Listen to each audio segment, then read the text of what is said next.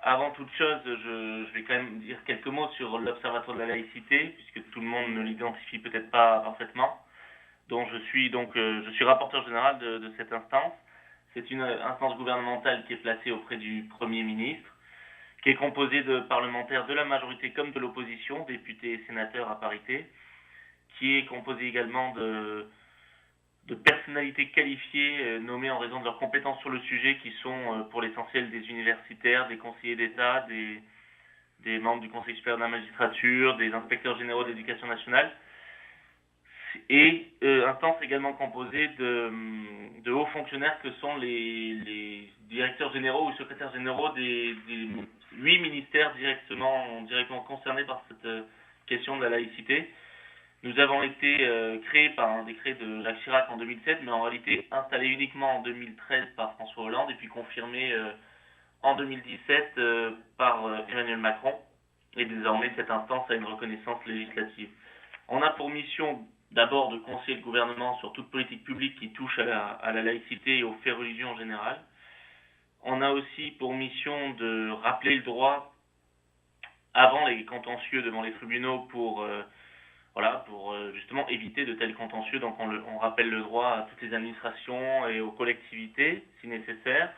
On a aussi pour mission d'assurer un certain nombre de formations et de concevoir un certain nombre de formations. Donc on a par exemple souhaité un grand plan national de formation et co-conçu le plan qui s'appelle Valeurs de la République et laïcité, que vous connaissez, et qui est décliné par le CGET, le Commissariat général à l'égalité des territoires, et le CNFPT pour ce qui concerne la fonction publique territoriale.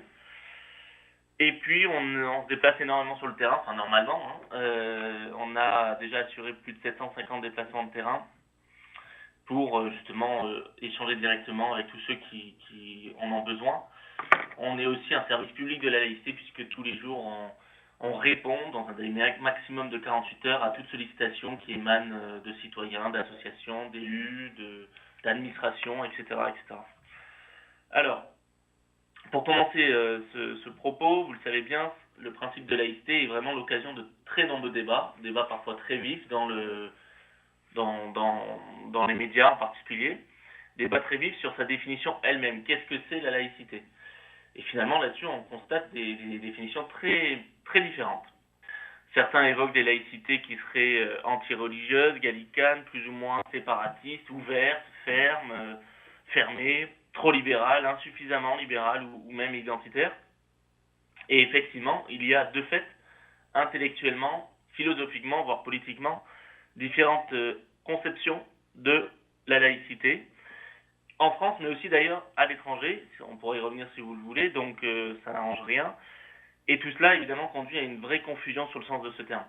Mais en fait, si depuis l'origine même de la laïcité, si depuis sa conception, on a des visions divergentes qui s'affrontent, des oppositions sur ce qu'elle est ou sur ce qu'elle devrait être selon certains, pour ce qui est de son application concrète, et donc pour ce qui vous concerne, et pour ce qui nous concerne tous, on doit s'en tenir à la laïcité telle qu'elle découle de notre histoire et telle qu'elle est définie par le droit, et notamment reprise par notre Constitution. De ce point de vue-là, il n'y a évidemment qu'une seule laïcité qu'il n'y a pas besoin d'adjectiver, ça ne ferait qu'en minorer la portée. C'est la laïcité tout court, définie en droit. Et pour l'essentiel, la définition juridique de la laïcité, elle découle de peu de textes, de 5 textes essentiels. Les articles 1er et 10 de la Déclaration des droits de l'homme et du citoyen de 1789, même si le mot laïcité n'existait évidemment pas encore. Articles sur l'égalité des droits et sur la liberté de manifester ses convictions, même religieuses. Ensuite, vous avez les lois Ferry et Goblet de 1881, 82, 86, donc fin 19e, qui ont instauré l'école publique laïque. Et puis bien sûr, vous avez la loi du 9 décembre 1905 concernant la séparation des églises et de l'État. Et par la suite, vous avez eu quand même d'autres évolutions législatives, mais vraiment à la marge, souvent d'ordre pratique, avec quand même la loi de 2004 qui a son importance, la loi du 15 mars 2004, qui, comme vous le savez, interdit aux élèves des écoles, collèges et lycées publics, puisque cette loi ne s'applique pas dans le privé, interdit donc à ces élèves de manifester ostensiblement leur appartenance religieuse par le port d'un signe ou d'une tenue. Donc, c'est pas une loi qui impose la neutralité aux élèves, c'est pas la même neutralité que les enseignants, mais ça leur impose un devoir de discrétion qui est fort. Et puis ensuite, vous avez bien sûr la jurisprudence importante, abondante, en particulier du Conseil d'État, qui est vraiment en France le régulateur de la laïcité.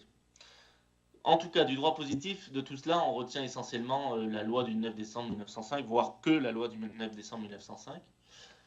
Même si le mot laïcité n'apparaît pas dans cette loi, c'est effectivement ce texte qui synthétise le cadre général du système laïque français. Et ce système laïque français, il repose sur 3 principes et valeurs. Ça, c'est vraiment l'essentiel de la définition de la laïcité. D'abord, c'est la liberté, la liberté absolue de conscience qu'on retrouve dans l'article 1 de la loi de 1905.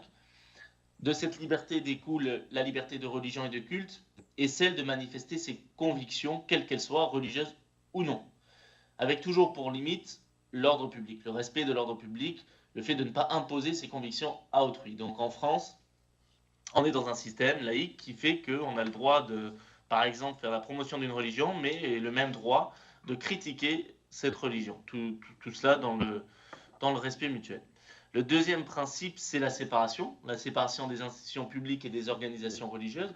Et c'est de cette séparation que découle la stricte neutralité de l'État et de l'administration en général, et des collectivités locales, etc., mais pas celle des usagers. Et le troisième principe, bien sûr, valeur aussi, c'est l'égalité. L'égalité de tous devant la loi, quelles que soient leurs convictions. Égalité qui est garantie par cette stricte neutralité de l'administration publique, aussi parce que l'État devenu laïque est dès lors devenu indifférent aux convictions, aux croyances de chacun. Ça ne veut pas dire qu'il n'y s'y intéresse pas, mais en tout cas, il est indifférent, il traite tout le monde de la même façon. C'est vraiment de cet ensemble-là de valeurs, de principes que découle notre citoyenneté commune, qui contribue à l'idéal républicain de fraternité. Et c'est pour ça que, à l'inverse de ce qu'on entend parfois, il n'y a pas lieu d'ajouter la laïcité à la devise républicaine, parce que ce n'est pas une valeur en tant que telle, c'est un principe qui, vis-à-vis des convictions, permet la parfaite déclinaison des valeurs républicaines, liberté, égalité, fraternité, et c'est d'ailleurs beaucoup plus fort. Donc on comprend, en rappelant cette rapide définition, on comprend aisément que le défi essentiel de la laïcité, c'est bien celui d'être un formidable outil de cohésion nationale.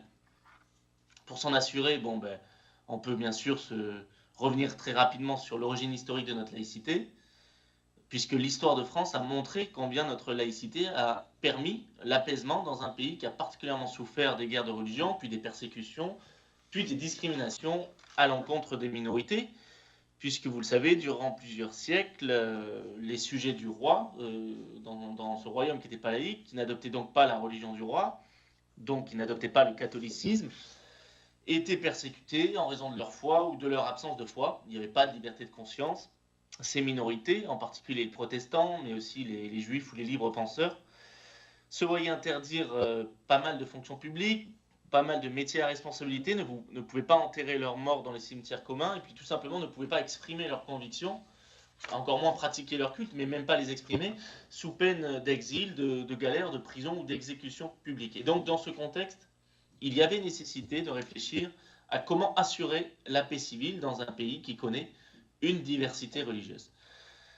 Alors ça va réellement aboutir avec la Révolution française, sauf qu'après celle-ci, il y a de nouveaux reculs, et finalement on arrive à une séparation et à un système laïque définitif, en tout cas sur lequel on n'est pas revenu, au début du XXe avec la loi de 1905, qui est vraiment une loi de compromis, qui permet de mettre un terme à ce qu'on appelait la guerre des deux France, entre la France qui se revendiquait fille aînée de l'Église et la France qui se revendiquait davantage de la Déclaration des droits de l'homme et du citoyen.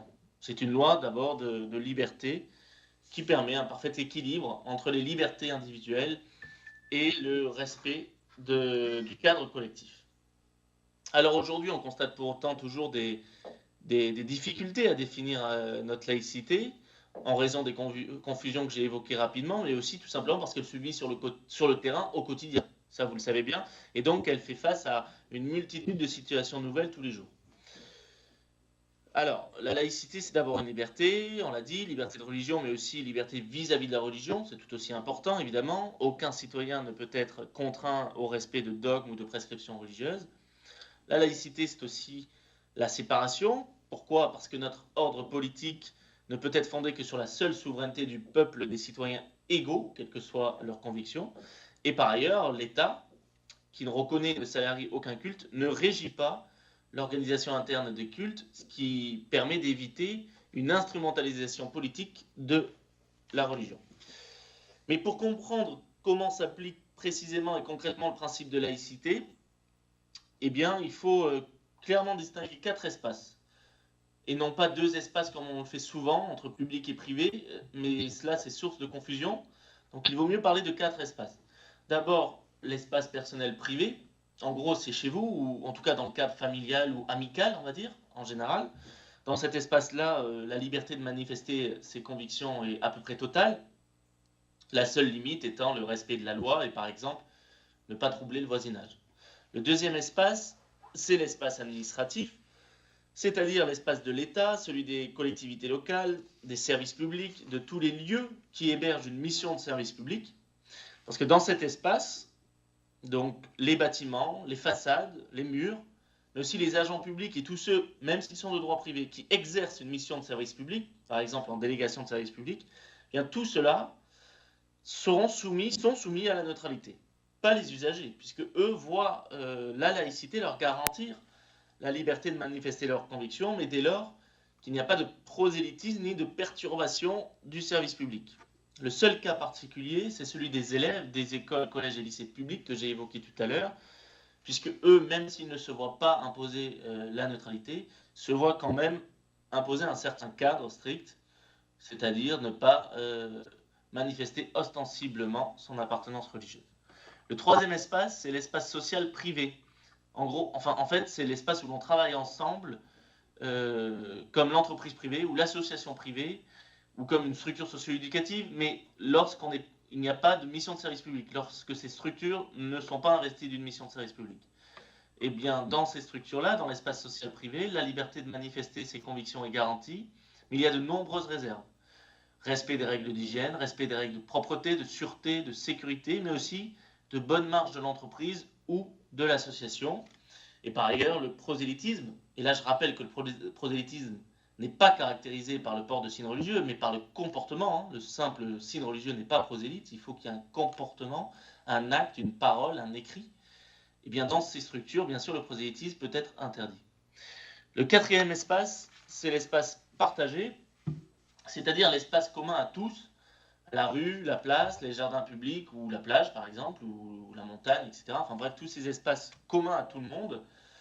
Et bien dans ces espaces, évidemment, qu'il ne faut pas confondre avec l'espace administratif, dans ces espaces, il n'y a pas de police de la pensée, il n'y a pas de police du vêtement, chacun est libre d'exprimer ses opinions, de les manifester par des signes extérieurs, dès lors qu'il n'y a pas de trouble à l'ordre public, dès lors qu'on ne les impose pas à autrui. Ça revient à l'article 10 de la Déclaration des droits de l'homme et du citoyen.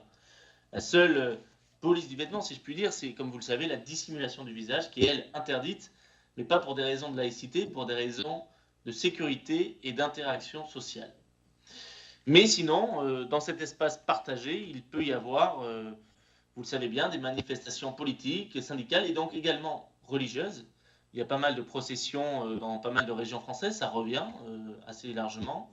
C'est possible, mais toutes ces manifestations religieuses, quelle qu'en soit leur nature, sont encadrées par les pouvoirs de police du maire ou du préfet. Donc on le voit, les règles qui découlent du principe de laïcité ne s'appliquent pas de la même façon selon l'espace concerné et selon le statut professionnel que l'on a. Et là, il faut bien comprendre que quand on est agent public ou quand on exerce une mission de service public, on ne représente pas son individualité, mais bien l'administration dans son ensemble. Et donc, on doit servir tous les citoyens de la nation dans leur diversité. Et donc, on ne peut pas faire le choix d'une conviction parmi d'autres. On doit assurer un service public parfaitement impartial vis-à-vis de tous, quelles que soient leurs convictions et leurs conditions. Et c'est pour ça que, voilà, en tant que représentant de l'administration publique, et non pas de notre individualité, on est soumis à une stricte neutralité. Cette neutralité n'est pas que religieuse, la neutralité de l'administration, elle concerne toutes les convictions religieuses, politiques, philosophiques ou syndicales, à l'exception bien sûr des représentants syndicaux dans l'exercice de leurs fonctions. Alors, je voudrais maintenant aborder la question qui revient souvent dans vos débats, c'est-à-dire celle du lien entre laïcité et prévention de la radicalisation. Déjà, il faut le dire clairement, vous le savez, même si elle ne serait pas sans effet, la meilleure politique éducative imaginable sur la laïcité et la meilleure politique de formation à la gestion des faits religieux dans le milieu associatif ou dans le monde de l'entreprise ne suffirait pas à faire face à la spirale de violence fondamentaliste. Déjà, on doit revenir sur ce qu'on en sait. On sait que les profils des candidats à cette violence sont extrêmement divers, que la radicalisation peut se faire aussi bien progressivement que plus brutalement, que l'on rencontre toujours des éléments de faiblesse dans la personnalité de ceux qui y sont happés, qu'enfin il y a très souvent un événement déclencheur, comme une rupture, quelle qu'elle soit, rupture affective, professionnelle, familiale ou sociale. Les modes de recrutement des groupes fondamentalistes, violents, sont eux souvent assez sophistiqués lorsqu'il y a recrutement. Ils peuvent s'apparenter à de la manipulation mentale, à de l'endoctrinement. C'est pour cela que parfois on évoque sur certains aspects des dérives sectaires. Il y a aussi l'utilisation, bien sûr, des réseaux sociaux, d'Internet, des théories du complot assez larges. Et contrairement à ce que l'on croit généralement à propos du fondamentalisme violent, islamiste en question, ici, on constate très peu de recrutement directement au sein des mosquées ou des salles de prière, plutôt des recrutements qui s'opèrent davantage dans le voisinage de certaines d'entre elles et sur les réseaux sociaux, ou de ces deux manières à la fois. Il n'y a pas non plus de corrélation générale établie entre l'adhésion au salafisme et le passage à la violence. Pour autant, certains courants salafistes constituent un terreau idéologique religieux en partie commun avec celui de groupes fondamentalistes violents comme Daesh. Là-dessus, il y a toujours deux thèses qui continuent à s'opposer régulièrement dans les médias. L'islamisation de la radicalité pour Olivier Roy et la radicalisation de l'islam pour Keppel. Le jeu médiatique les pousse peut-être à la caricature et en fait la vérité est probablement intermédiaire. À court terme, on le sait bien, la priorité doit être donnée à la prévention de la radicalisation violente. Donc pour ça, vous avez le site internet stopjihadisme.fr, le numéro vert 0800 005 696, qui sont évidemment sans doute trop institutionnels, ce qui peut en rebuter certains, mais qui continuent à être utilisés, notamment pour informer sur les signaux d'alerte. Signaux d'alerte qui sont désormais connus, rupture avec la famille ou avec l'école, certains nouveaux comportements vestimentaires et alimentaires, repli sur soi, propos asociaux, rejet de toute autorité, rejet même de toute vie en collectivité, etc. Évidemment, ces signaux doivent s'additionner aussi, certains d'entre eux. Ce n'est pas juste un point qui peut être un signalement d'office. Pour en revenir aux politiques et méthodes éducatives, elles ne sont pour autant pas impuissantes, malgré ce que j'ai dit en introduction. Là, je pense qu'il faut aussi saluer tout ce qui a été entrepris, notamment à l'école depuis 2014, avec le soutien de l'Observatoire, avec notamment l'enseignement moral et civique, le MC, qui a été mis en place en 2015 et qui est très insuffisamment délivré, malheureusement, parce qu'il a, je pense, de bons objectifs et de bonnes méthodes. Objectif de permettre à tous les élèves de s'approprier par le débat la laïcité et les valeurs de la République de façon concrète, et donc ainsi de s'éloigner des thèses extrémistes.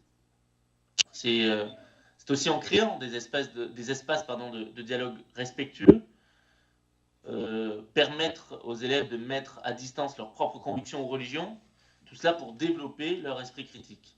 Et cet enseignement articule 4 dimensions indissociables: la sensibilité, la culture du droit et de la règle, la culture du jugement et l'engagement.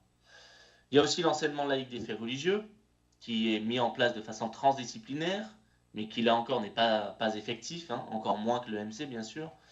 C'est dommage parce que cet enseignement laïque des faits religieux, et puis plus largement de tous les courants de pensée, pourrait permettre de mieux appréhender les religions et courants de pensée en tant que faits sociaux, et de mieux les comprendre, de mieux comprendre en particulier leur influence sur le monde, sur la culture et sur les sciences, puisque de fait, notre monde encore contemporain est très largement traversé par ces faits religieux et courants de pensée, et doivent être mieux analysés par les jeunes en particulier.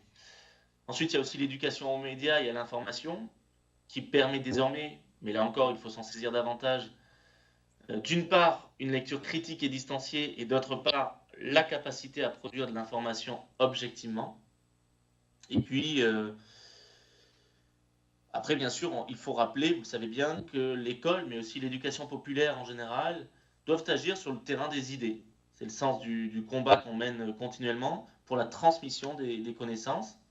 C'est la première étape du raisonnement intellectuel, l'acquisition l'acquisition des savoirs fondamentaux et de l'esprit critique. Platon disait « le méchant, c'est l'ignorant ». Alors bien sûr, ça c'est à relativiser. On sait bien que les attentats, notamment ceux de 2001, 11 septembre 2001, ont été commis par des gens éduqués. Mais une chose est certaine, c'est que si la transmission des connaissances ne résout pas tout, l'inculture n'est jamais source de tolérance et de respect. Et c'est pourquoi toute la mission éducative doit s'articuler avec la capacité à renforcer les capacités de jugement des enfants et des jeunes. Alors cela déborde le sujet de la laïcité, mais ça la concerne évidemment. L'école, le monde associatif et de l'éducation populaire doivent donner les outils rationnels pour que les enfants et les jeunes recherchent perpétuellement une vérité. Pour cela, il y a d'ailleurs urgence à donner davantage la parole aux élèves dans nos écoles, pour que chaque futur citoyen soit en capacité d'argumenter, d'écouter et de débattre. Au sein des écoles, des structures d'accueil de jeunes, des associations, comme au sein d'ailleurs de certaines entreprises, qui est souvent le lieu d'accueil logique des jeunes qui suit la période scolaire et parfois la période universitaire, l'approche laïque, elle suppose de garantir les libertés individuelles dans le strict cadre du respect des libertés collectives. Chacun a des droits, mais bien sûr, chacun a aussi des devoirs. Ces dernières années, on constate une sensibilité accrue sur les questions de la manifestation du fait religieux dans tous ces milieux, en raison bien sûr du contexte général. En période de crise multiple, se développent évidemment des replis sur soi et parfois des provocations contre la République, tout cela étant souvent beaucoup plus médiatisé qu'auparavant et se concentrant en particulier dans des quartiers, dans des zones périphériques, dans des zones rurales et dans des quartiers trop longtemps laissés à l'écart et où le sentiment de relégation sociale est très fort. Cette situation a pour principale cause l'absence de mixité sociale dans certains quartiers, dans certains établissements scolaires, dans certains lieux professionnels. Parce que s'il n'y a pas de mixité sociale, eh bien les individus sont amenés à se constituer en communautés relativement homogènes, porteuses du risque d'une pression sociale sur les autres. Donc, on ne peut pas refuser de voir que cette pression, religieuse ou idéologique, ou les deux, existe aujourd'hui dans certains lieux, et que ça pose de vrais problèmes en termes de cohésion nationale. Mais la clé pour comprendre cette réalité, c'est bien l'absence de mixité sociale qui peut conduire non pas à un simple retour du religieux, mais plus exactement à un recours au religieux. Et là, il y a donc davantage de remontées qu'auparavant, ce qui évite de camoufler certaines difficultés. Mais pour autant, les saisines sur ces questions de gestion des faits religieux dans certaines structures restent très rares. Même si elles restent très rares, il est essentiel d'éviter tout conflit éventuel en amont par une multiplication des formations et par le rappel préalable des règles. Cette action préventive porte déjà d'ailleurs ses fruits, mais il faut vraiment la continuer absolument. Alors bien sûr, je ne parle pas là forcément de radicalisation en milieu professionnel, mais simplement de manifestations religieuses parfois excessives et pouvant poser des difficultés au bon fonctionnement de l'entreprise. Parce que le processus de radicalisation, quant à lui, conduit à tout un tas de signaux qui doivent alerter et sur lesquels le plus grand nombre d'acteurs de terrain doivent également être formés. Il faut être formé à la fois à la gestion des faits religieux et puis à la fois aux signaux d'alerte de radicalisation. Sur la gestion des faits religieux, beaucoup sont ceux qui se sentent encore mal outillés et donc il faut les aider à s'outiller là-dessus. De même sur le processus de radicalisation, beaucoup sont ceux qui se sentent mal outillés. Donc on assure d'ailleurs conjointement, régulièrement, des formations en lien avec le comité interministériel à la prévention de la délinquance et de la radicalisation, le CIPDR, en distinguant toujours ce qui relève de la radicalisation et ce qui relève de la laïcité ou plus largement de la gestion des faits religieux. Parce que beaucoup confondent les deux. Et là, évidemment, ça peut être très négatif. Beaucoup vont considérer à tort qu'une simple volonté d'afficher pour certains des convictions qui leur sont propres relève de la radicalisation, notamment en voyant une salariée porter le voile ou un salarié porter une barbe. Or, évidemment, ce ne sont pas à eux seuls, et loin de là, des signes de radicalisation. Puis de peur, certains vont tout interdire, et dès lors, ils vont générer de nouvelles discriminations ainsi que des replis. Et donc c'est contre-productif. C'est contre-productif et ça ne peut qu'alimenter des discours victimaires sur lesquels prospèrent les fondamentalistes violents. Au contraire, d'autres acteurs de terrain vont tout autoriser. Et là, c'est pas bon non plus parce que ça va favoriser des droits distincts au sein d'une entreprise, d'une structure, d'une association. Et là encore, c'est contraire à l'approche laïque, c'est-à-dire au juste équilibre, qui n'est pas de répondre à un intérêt particulier, mais qui est de toujours offrir une réponse d'intérêt général dans le cadre des limites posées par la loi. Pour encadrer, voire parfois interdire, mais de façon parfaitement objective, la manifestation des faits religieux, les entreprises, les associations privées qui n'exercent aucune mission de service public doivent s'appuyer sur des critères objectifs qui sont dégagés par la jurisprudence. Il y en a 6 et qui concernent 2 domaines, la protection des individus et la bonne marche de l'entreprise ou de la structure. En gros, on peut encadrer le fait religieux, voire l'interdire, s'il y a entrave aux règles de sécurité ou de sûreté, s'il y a entrave aux conditions d'hygiène et de propreté, s'il y a du prosélytisme, mais là je le rappelle que ça ne se caractérise pas par le simple port d'un signe religieux, mais par des actes, par des écrits, par des paroles, s'il y a entrave à la mission professionnelle pour laquelle on a été embauché, ou s'il y a entrave à l'organisation du service dans lequel on travaille. Puis enfin, il peut y avoir aussi une restriction, voire même une politique de neutralité pour certains postes seulement et à certaines conditions, s'il y a entrave aux intérêts économiques de l'entreprise qui nous salarie, ou à l'objet social même de certaines structures sociales. Voilà, alors il y a des exemples concrets pour chacun de ces critères. Par exemple, les règles de sécurité. Eh bien, si vous avez un employé ici qui refuse de porter un casque sur un chantier, c'est pas possible. Les règles d'hygiène ou de propreté, si vous avez un employé musulman qui refuse de tailler sa barbe pour des raisons d'hygiène, il doit pouvoir la tailler.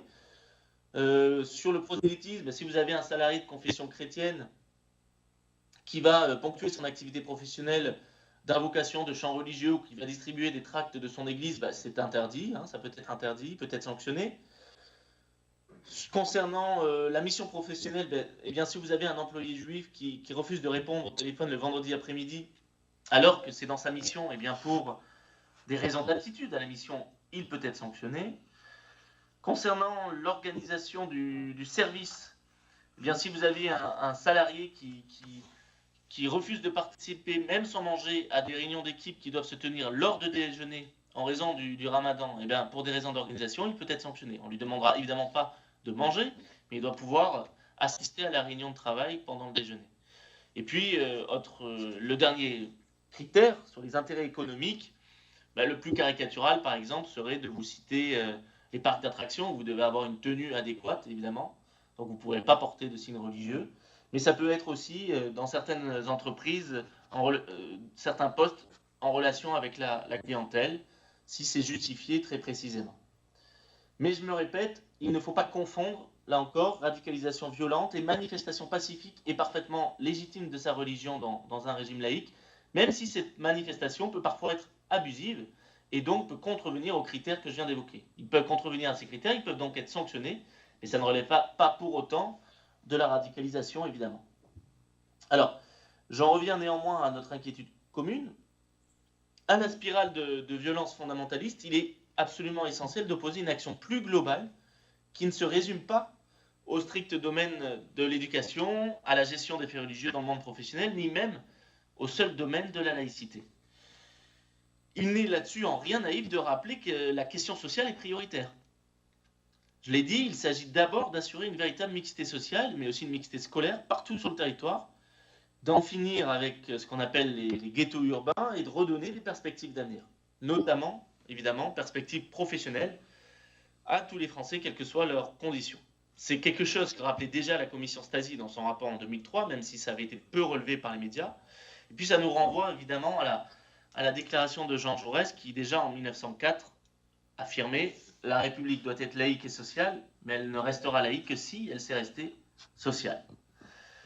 La question de l'offre religieuse de l'islam est également importante, alors que les thèses rigoristes, pourtant souvent très éloignées de la pratique traditionnelle en France, des Français de confession musulmane, ont gagné du terrain auprès d'un public jeune et libéré d'une certaine emprise de pays d'origine qui n'est d'ailleurs très légitimement plus acceptée. Une offre religieuse contextualisée suppose évidemment l'action du culte musulman dans sa grande diversité. Et vous le savez, il y a toute une question sur la restructuration du culte musulman qui ne peut émaner évidemment que du culte musulman lui-même, même si l'État peut l'accompagner dans cette restructuration. Et la Fondation de l'Islam de France également, qui elle ne s'occupe que d'aspects purement culturels, peut également y aider. En prévention de tout discours religieux de haine, contraire aux valeurs de la République ou appelant à ne pas respecter la loi, et là ça concerne évidemment toutes les religions, outre le renforcement de l'arsenal législatif contre les propos haineux et discriminatoires, on a mis en place des formations obligatoires à la laïcité pour tous les futurs aumôniers de toutes les religions, et puis aussi pour les ministres du culte étranger, les prêtres étrangers ou les imams détachés, c'est-à-dire des imams fonctionnaires de pays étrangers mais prêchant en France. Il est légitime que les ministres du culte qui viennent exercer leur ministère en France connaissent le cadre légal et de la laïcité. Par ailleurs, face à d'autres phénomènes apparus ces dernières décennies dans ce contexte social fragile que j'ai évoqué, nous avons établi un rappel du cadre légal qui permet de sanctionner tous les agissements contraires aux exigences minimales de la vie en société, y compris dans des situations pour lesquelles le principe de laïcité est invoqué à tort. Très souvent, on parle de laïcité, vous le savez, pour quelque chose qui n'a rien à voir. Alors là, je ne parle pas de radicalisation violente, mais d'un terreau sur lequel cette radicalisation peut apparaître ou s'alimenter. Dans les médias, on a beaucoup parlé de deux situations qui sont bons exemples, enfin surtout une d'ailleurs. Vous aviez un restaurant qui avait refusé de servir des femmes parce qu'elles portaient un foulard, et puis vous avez un bar PMU de Sevran qui aurait refusé de servir des femmes parce que femmes. Le deuxième cas, a priori, n'était pas avéré, mais qu'importe, ça peut arriver. Si dans ces deux cas, ça ne relève en réalité pas de la laïcité, chaque fois, ça appelle en revanche des poursuites judiciaires immédiates pour refus de vente sur motif discriminatoire à l'encontre des femmes et en raison d'une appartenance religieuse. Donc il suffit de poursuivre le restaurateur et le cafetier pour refus de vente sur motif discriminatoire. Il s'agit ainsi de rappeler que la République est neutre dans l'application de règles communes à tous, assurant l'égalité de toutes et de tous en tout lieu. En résumé, sur toutes ces questions, y compris et surtout même sur les plus sensibles, il faut savoir garder la tête froide et appliquer le droit avec fermeté et discernement. Rien que le droit, mais tout le droit. Mais en revanche, il ne faut surtout pas transformer la laïcité en une série de nouveaux interdits, parce que ce serait une fausse bonne solution, et ce serait évidemment contraire avec l'esprit même des pères fondateurs de la laïcité. En fait, transformer la laïcité en une série de nouveaux interdits, ça ne pourrait qu'ouvrir la porte à la subjectivité et à de possibles discriminations, mais aussi ça ne pourrait qu'alimenter un discours victimaire et par voie de conséquence, les provocations et les extrémismes tant religieux que politiques. Ce serait donner l'argument de la discrimination aux plus radicaux.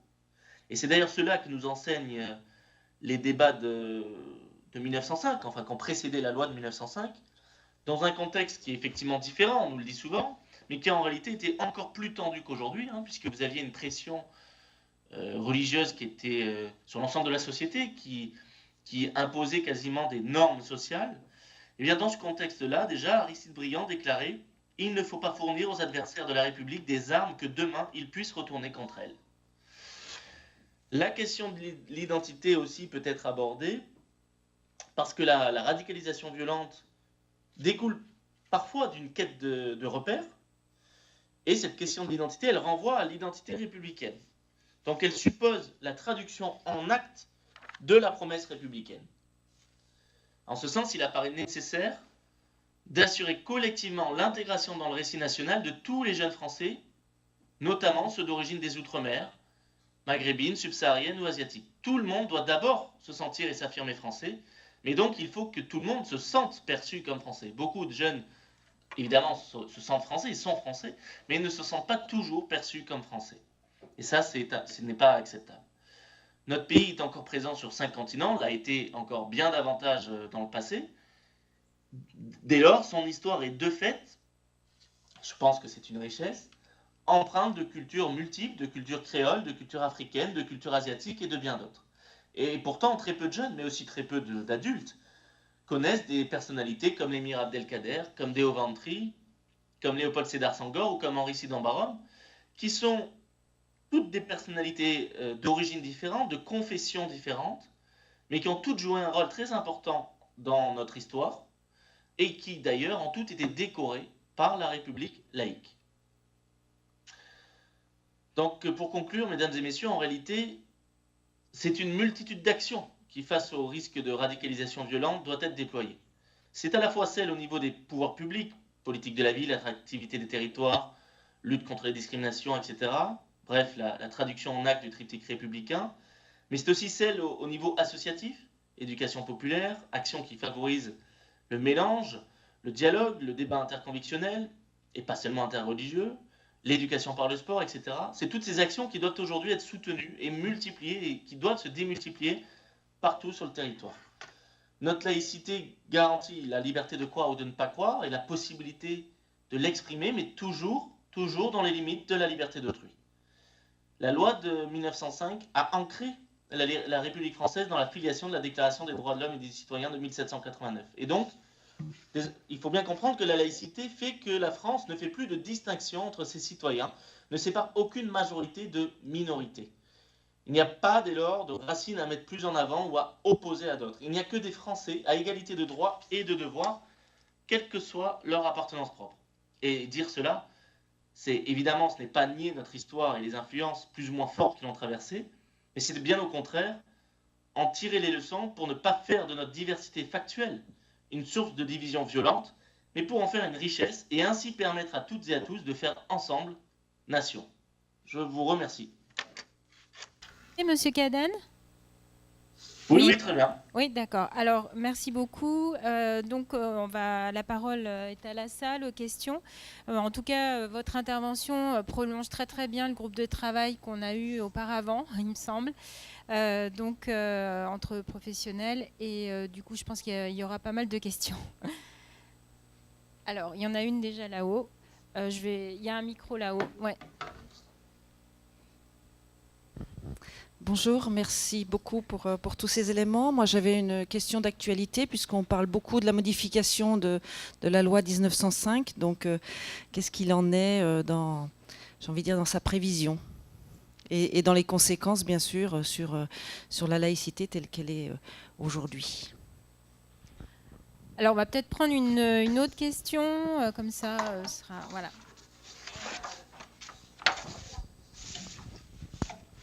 Bonjour, je voulais juste vous demander une petite précision. Vous avez parlé de la manifestation religieuse excessive. Je voulais savoir qu'est-ce que vous entendez par là. C'est tout. C'était juste pour la précision. Merci. Est-ce qu'il y aurait encore une question? Non? Alors, c'est à vous. Ok. Alors, sur les modifications envisagées de la loi de 1905, elles ne sont que d'ordre purement technique. En tout cas, nous, on ne soutiendrait que celle-ci, que d'ordre technique sur la police des cultes, c'est le titre 5 de la loi, et sur le statut de l'association cultuelle, c'est le titre 4 de la loi. Il s'agirait, pour l'essentiel, de faire en sorte que toutes les associations qui gèrent le culte soient en statut loi 1905, c'est-à-dire revenir à l'origine du texte, puisqu'aujourd'hui beaucoup d'associations qui gèrent le culte ne sont pas en loi 1905 mais en loi 1901, ce qui pose un certain nombre de problèmes en termes de transparence, de subventionnement public, qui normalement ne sont pas légaux, et même d'organisation interne à la structure, et qui plus est, qui même pour les associations elles-mêmes ne sont pas une bonne chose, puisque le statut loi 1905 permet de bénéficier d'un certain nombre d'avantages fiscaux lorsqu'on gère un culte. Donc il y aurait ça, et puis la police du culte, c'est-à-dire mieux contrôler le respect par ces associations de l'ordre public. Mais là, en effet, c'est des questions extrêmement sensibles. Il ne s'agit pas pour autant de rentrer dans le cultuel. L'État n'a pas à dicter ce qui serait du bon culte ou du mauvais culte. Donc c'est quelque chose d'extrêmement technique et nous, en tout cas, nous défendrons une réforme qui ne remet aucunement en cause les principes fondamentaux de la loi, mais a priori, ça ne sera pas le cas, qui ne trouble aucunement cet équilibre de la loi entre liberté individuelle et cadre collectif, mais qui non plus ne remettent pas en cause la séparation entre l'administration et les cultes. Là, il y aurait par exemple, mais ça peut s'entendre dans cet aspect purement technique, il y aurait un renforcement des contrôles financiers et en contrepartie une autonomie financière plus large pour les associations cultuelles qui pourraient par exemple bénéficier de biens de rapport. Aujourd'hui, ils ne peuvent pas avoir de biens de rapport, donc toucher des loyers sur leurs immeubles par exemple. Il peut y avoir des choses à la marge de cet ordre-là, mais il ne faut pas aller plus loin. Et puis, il faut surtout voir si on n'aurait pas intérêt à faire cette réforme, et si on ne peut pas faire cette réforme uniquement par voie de circulaire ou par règlement et décret, parce que il nous semble très complexe de relancer un débat législatif sur cette question, et même très potentiellement dangereux, car il ne faudrait pas donner là une tribune politique à des mouvements qui voudraient en réalité beaucoup plus largement modifier la loi de 1905 et pas simplement sur des aspects techniques et en modifier l'essence même. Et ça, ce serait évidemment très dangereux. Ensuite, concernant la manifestation religieuse excessive, c'est simplement lorsqu'il y a la notion de contrainte, lorsque vous allez faire du prosélytisme contraignant, vous allez imposer à autrui eh bien, la pratique cultuelle ou lorsque vous allez vouloir imposer à autrui vos convictions, quoi, de manière très différente. Ça peut être ça peut être psychologique, ça peut être physique, ça peut être financier, enfin bref, qu'importe les méthodes. Mais effectivement, il ne faut pas qu'il y ait de notion de contrainte, parce que tout prosélytisme abusif est évidemment puni par la loi. Merci. Alors, est-ce qu'il y a d'autres questions? Oui, là-haut.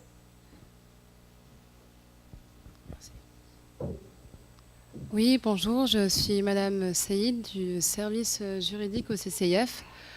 J'avais une question parce que donc au CCIF, on est saisi par des usagers du service public, notamment des mamans qui sont régulièrement, ponctuellement, interdits de participer à des ateliers pédagogiques ou à des sorties scolaires en raison du fait qu'elles portent un signe religieux. Et dans ce cadre, elles nous saisissent et on a l'habitude de les orienter vers l'Observatoire de laïcité qui répond, et je salue cette rapidité en tout cas, très rapidement, et qui permet aux mamans de soumettre l'avis de l'Observatoire au directeur des établissements. Et donc, dans ce cadre, je voulais savoir si vous êtes sollicité par des établissements sur notamment la formation. Est-ce que vous êtes régulièrement saisis sur ces questions-là, sur la participation des mères voilées dans les ateliers ou dans les sorties scolaires? Merci. Je réponds tout de suite. Il y avait une autre question derrière, pardon. Oui. Oui, bonjour. Ça peut être une question, mais sous forme de remarque aussi. Lorsqu'on parle d'effets de radicalisation et les causes, j'ai assisté à plusieurs dizaines de réunions, on est toujours en train d'invoquer les mêmes raisons, les mêmes explications d'effets de radicalisation. Par contre, moi, j'ai envie de parler, j'ai envie de dire à l'intervenant qu'il y a une raison fondamentale qui n'a pas été évoquée au niveau des causes de radicalisation, ce que j'appelle moi le pré-cuit, c'est-à-dire le terreau, ce qui est déjà prêt. Vous avez dit, monsieur, tout à l'heure, que l'école doit agir sur le terrain des idées, c'est-à-dire sur le terrain du savoir. Et en même temps, vous dites que la culture n'est jamais toujours source de tolérance. Mais vous ne dites pas pourquoi. Pourquoi aujourd'hui on a des radicaux qui sont cultivés, diplômés et d'un niveau d'instruction très élevé. Et ça, il faut dire pourquoi. Après, je vais vous dire pourquoi tout de suite. Et vous avez aussi dit autre chose, que la France a été présente partout, c'est une source de richesse, ce qui est vrai. Mais par contre, c'est l'inverse qui se produit. Alors, la première remarque, quand vous dites que l'école doit agir sur le terrain des idées. Ici, on a aujourd'hui des diplômés qui sont radicalisés parce que cela revient à la source si vous voulez, si vous regardez si on décortique la généalogie de la rhétorique, du discours familial, en rapport avec la religion, la culture et tout ce qui tourne autour des valeurs, il faut savoir, moi je suis même musulman, mais ce que je vais vous dire, monsieur, auprès de certains prédicateurs, je suis passible d'une sanction létale. C'est que depuis le jeune âge, on est amené à valoriser l'islam comme une religion qui prime par rapport aux autres. C'est une vérité absolue, c'est ce que nous apprend dès notre jeune âge. Et personne ne peut dire le contraire. Ça, je l'ai entendu. Aujourd'hui, vous avez dans cette université, ici à Grenoble, des diplômés, monsieur, en parlant de la France qui a été présente partout, et c'est une richesse, qui considèrent que la France reste toujours un pays qui ne supporte pas ou bien qui n'aime pas. Moi, ça m'a été rapporté. Aujourd'hui même. Et pourquoi? Il faut revenir aux sources de l'éducation culturelle, religieuse, familiale. C'est une vérité absolue, c'est une hypocrisie manifeste qui ne se dit pas.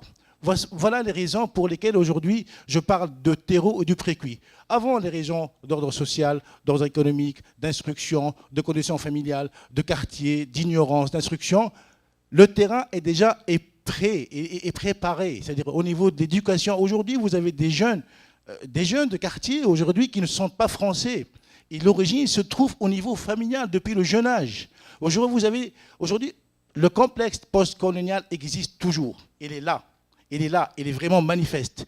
Et les prédicateurs et les religieux et les fondamentalistes jouent sur ça et opèrent sur ce terrain-là. Aujourd'hui, il faut dire, à part les raisons, comme vous avez dit, monsieur, je finis par là, les raisons sociologiques, économiques, d'instruction, pourquoi aujourd'hui on prend des gants?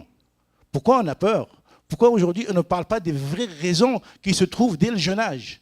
Aujourd'hui, on apprend à un jeune musulman que l'islam est une religion supérieure aux autres religions depuis qu'il a 2, 3, 4, 5 ans. Et c'est une vérité. Et c'est à partir de là où la chose commence à mûrir. Et voilà, ça donne après ce que ça donne. Merci. C'est un peu toutes les religions, me semble-t-il, qui ont quand même versé dans ce type de discours. Mais enfin, hier soir, il y avait une émission sur les protestants très intéressante qui pouvait aussi indiquer ça. Je crois que la religion catholique a également... voilà. Moi, j'avais une question, s'il n'y a pas d'autres questions, je ne sais pas. Moi, j'avais une question. Vous avez dit que entre mission de service public et délégation de service public, il me semble qu'il y a une nuance quand vous avez parlé des différents espaces d'application de la laïcité. Est-ce que vous pouvez préciser un petit peu, parce que sur le terrain, ça produit pas mal de confusion aussi. Voilà, merci. Ok. Alors sur le premier point, sur les sorties scolaires, activités pédagogiques, oui, effectivement, nous on essaye de répondre le plus rapidement possible aux sollicitations qui nous sont faites pour rappeler les règles, parce qu'en effet, un certain nombre d'établissements scolaires ne les respectent toujours pas. Or, vous le savez, le Conseil d'État a rappelé que les mamans accompagnatrices, puisqu'il est question des mamans qui portent un foulard, ne sont pas soumises à la neutralité, puisqu'elles ne sont pas dans l'exercice direct de la mission de service public pédagogique, qui, elle, est dévolue aux enseignants. Quand vous accompagnez une sortie scolaire, ce n'est pas vous qui allez commenter le tableau ou la sculpture que vous allez regarder avec les élèves, c'est les enseignants. Là, vous n'êtes juste que dans une aide logistique, bénévole. Vous pouvez avoir parfois le statut de collaborateur de service public, mais c'est uniquement pour des questions d'assurance, au cas où il y a un problème. En aucun cas, ça n'emporte une quelconque obligation de fonctionnaire et vous n'êtes pas donc soumis à la neutralité. En revanche, on peut vous demander, vous devez évidemment ne pas faire de prosélytisme, ça c'est clair. Voilà, ça c'est sûr, même si vous portez un signe religieux, vous ne devez pas faire de prosélytisme. Et il peut y avoir des demandes de restriction si, dès le départ, on constate justement de la part de parents une attitude prosélyte. Mais bon, ça c'est justement au cas où. Alors les activités pédagogiques c'est pareil, sauf évidemment lorsqu'il s'agit d'une activité directement de l'enseignement, c'est-à-dire lorsqu'en gros vous remplacez un enseignant, là évidemment vous êtes dans la mission d'enseignant et là vous remplacez l'enseignant, vous représentez l'administration, vous êtes donc neutre. Mais sinon, en effet, si c'est des interventions ponctuelles de témoignages ou autres, ou d'aide, vous ne serez pas soumis à la neutralité et donc en effet on est là pour le rappeler. On intervient souvent dans des établissements scolaires auprès des des élèves, mais aussi auprès des professeurs et auprès des parents d'élèves. Pas mal d'établissements nous sollicitent, même si en effet on constate quand même un certain essoufflement sur ces questions, et notamment un essoufflement de la formation continue des professeurs, et ça c'est problématique, on en a parlé au ministre, parce que ça nous semble important de relancer la formation continue des professeurs, mais ça nous semble aussi essentiel d'assurer une formation initiale. Aujourd'hui, il n'y a pas de formation initiale commune aux SP sur la laïcité. Ça, c'est un vrai problème parce que les SP font un peu comme elles veulent. Certaines font quelque chose sur la laïcité, d'autres non. Et quand elles le font, parfois, c'est pas de bonne qualité. Donc là, on a une vraie difficulté. Nous avons donc demandé depuis 3 ans l'instauration d'un module commun à toutes les SP sur la laïcité. Nous espérons que, à l'occasion de l'annonce de la refonte des SP par les 2 ministres concernés début 2019, cela sera intégré. Concernant alors d'abord, concernant la question de la culture pour faire face aux intolérances et de la difficulté sur l'apprentissage de l'islam dès le plus jeune âge, etc. Alors je ne suis pas sûr d'avoir tout bien compris parce que le son n'était pas excellent, mais vous me direz. Alors évidemment que les radicaux sont cultivés, je l'ai dit, certains chefs fondamentalistes sont cultivés. J'en ai dit un mot sur, par exemple, les auteurs de l'attentat de 2001. En revanche, il faut absolument cultiver un maximum ceux qui peuvent être des cibles des endoctrineurs et de ceux qui vont essayer de les enrôler. Parce que évidemment que les chefs sont cultivés, et souvent d'ailleurs en une logique très politique et pas du tout seulement religieuse. On les connaît, on a pu avoir pas mal d'échanges, y compris avec certains dans les prisons, des incarcérés pour terrorisme. On sait très bien évidemment qu'il y a une différence à faire entre ceux qui sont tout en haut de la pyramide et ceux qui sont exécutants. Mais justement, pour éviter l'enrôlement, il faut absolument que les jeunes soient cultivés, aient un esprit critique fort, sachent faire la part des choses, prendre le recul nécessaire à l'analyse, ne cèdent pas aux théories complotistes, etc., etc. Et plus ils seront cultivés, plus ils seront armés pour ne pas se faire enrôler. Après, oui, j'ai parlé de l'offre religieuse, justement. Vous avez des offres religieuses en islam qui sont plus ou moins rigoristes. Après, en revanche, effectivement, il faut relativiser sur la question de l'islam est supérieur aux autres religions. Toutes les religions considèrent qu'elles sont supérieures aux autres. C'est la définition même, hein, une religion. Bon, ben voilà, quand vous êtes croyant dans cette religion, c'est parce que vous considérez que cette religion, elle est mieux que l'autre. Et que vous avez plus raison sur ce point-là que les autres. En tout cas, c'est votre croyance personnelle. Donc ça, c'est logique. Vous le retrouverez dans toutes les religions. Après, effectivement, il faut en revanche faire en sorte de permettre que se développe une offre religieuse parfaitement contextualisée au pays dans lequel elle se développe. Donc ça, c'est évident. Il y a beaucoup les courants d'ailleurs majoritaires malékites et la tradition religieuse musulmane en France n'est pas rigoriste particulièrement, et en tout cas pas du tout fondamentaliste ou salafiste. Mais pour plein de raisons sur lesquelles on pourrait revenir très longuement, en effet, les thèses wahhabites et les thèses des pays du Golfe se sont développées depuis les années 90, c'est pas tout récent, ça fait en réalité bien 20 ans que ça se développe, et rien n'a été fait parce qu'en face, vous aviez peut-être un culte musulman un peu déstructuré, en tout cas dans lequel s'opposaient largement les pays d'origine, Algérie, Maroc, Turquie, peut-être aussi parce que l'État, les pouvoirs publics n'ont pas fait grand-chose non plus. Bref, aujourd'hui, je pense qu'il y a une prise de conscience là-dessus et que on y est beaucoup plus attentif et on fait attention. On essaie de redévelopper par exemple l'islamologie pour qu'à l'université on développe très largement cette matière qui a été laissée à l'abandon ces dernières années. Nous-mêmes avons obtenu la création de très nombreux postes d'enseignants-chercheurs pour redévelopper cette connaissance contextualisée de l'islam et cette approche exégétique des textes. Ça, c'est très important. On incite d'ailleurs beaucoup les étudiants qui veulent devenir imams à suivre aussi des cours en islamologie à l'université publique, etc. Il y a plein de choses que l'on pourrait rappeler. Concernant ensuite la question sur les missions de service public et délégations de service public. Alors si, entre délégation de service public et mission de service public, c'est pareil. C'est-à-dire que quand vous avez délégation de service public, vous exercez une mission de service public, même si vous n'êtes pas directement à l'origine un service public. Mais vous avez une convention de délégation de service public. C'est le cas d'énormément de structures qui vont se voir déléguer une mission de service public par voie textuelle, par voie conventionnelle. Après, la difficulté, c'est la confusion entre mission d'intérêt général et mission de service public. Vous avez énormément de structures qui exercent des missions. Par exemple, je ne sais pas moi, les nombreuses associations à caractère confessionnel comme le Secours catholique, la Fondation Abbé Pierre, la CIMAD, enfin il y en a plein en France, il y en a énormément, sont très largement subventionnés, très majoritairement subventionnés par l'État ou les collectivités, mais n'exercent pas de mission de service public. Ce sont des missions d'intérêt général et donc évidemment ces organismes ne sont pas soumis à une quelconque neutralité. En revanche, quand vous avez les CPAM, les caisses primaires d'assurance maladie, ce sont des organismes privés, mais qui évidemment ont une délégation de service public de distribution des aides. Donc là, en revanche, évidemment, le principe de neutralité s'appliquera. Quand il n'y a pas de voie conventionnelle et que vous ne savez pas si vous exercez une mission d'intérêt général ou une mission de service public, eh bien, il faut regarder très précisément ce qui vous lie à l'administration publique.